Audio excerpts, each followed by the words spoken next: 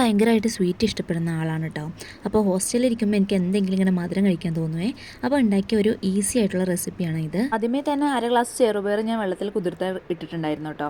പിന്നെ അര ഗ്ലാസ് അരി കൂടിയാണ് എടുത്തിട്ടുള്ളത്. പിന്നെ രണ്ടും വേവിക്കാൻ വേണ്ടി വെച്ചു. ഇപ്പോൾ ഒരു ഗ്ലാസ് എടുത്തിട്ടുണ്ടെങ്കിൽ അതിന് ഡബിൾ ഇരട്ടിയുള്ള വെള്ളമാണ് ഞാൻ എടുത്തിട്ടുള്ളത്. പിന്നെ കുറച്ച് ശർക്കര എടുത്ത് പാനിയൊക്കെ വെച്ചു കേട്ടോ. ശർക്കര പാനി വേണം ഇതിന്. പിന്നെ തേങ്ങ കൂടി വേണം കേട്ടോ. പക്ഷേ എൻ്റെ കയ്യിൽ തേങ്ങ ഇല്ലാത്തത് കൊണ്ട് ഞാൻ ഈ കോക്കനട്ടിൻ്റെ പൗഡർ വാങ്ങാൻ കിട്ടും, അതും കൂടെ വാങ്ങിച്ചേ. അങ്ങനെ ഞാൻ 2 വിസിലൊക്കെ അടുപ്പിച്ചിട്ട് സംഭവം വേവിച്ചെടുത്തു കേട്ടോ. ചെറുപയറും അരിയൊക്കെ വേവിച്ചെടുത്തു. പിന്നെ അതിലേക്ക് ഞാൻ ശർക്കരപ്പാനിയും അതുപോലെ നമ്മുടെ ആ കോക്കനട്ടിൻ്റെ പൗഡറിൻ്റെ മിക്സ് കൂടി ആഡ് ചെയ്തു കേട്ടോ. എന്നിട്ട് നന്നായി തിളപ്പിച്ചെടുത്തേ. ഈ തിളച്ചിട്ട് ഏകദേശം പറ്റുന്ന രീതിയിലാകുമ്പോൾ ഓൾറെഡി നമ്മൾ വേവിച്ച് വച്ചിരിക്കുന്നതാണ്, അതുകൊണ്ട് അത് വേവാനില്ല. പക്ഷേ ഈ ഒരു മധുരവും കാര്യങ്ങളൊക്കെ ആ ഒരു അരിയിലൊന്ന് മീൻസ് എന്താ പറയുക, ഒന്ന് മിക്സ് ആകാൻ വേണ്ടി കുറച്ച് സമയം ഞാൻ നല്ല തിളപ്പിച്ചെടുക്കുന്നുണ്ട് കേട്ടോ. അവസാനം ഇതേ ഒരു കൺസിസ്റ്റൻസിയിലാകുമ്പോൾ നമുക്ക് ഓഫ് ആക്കാവേ.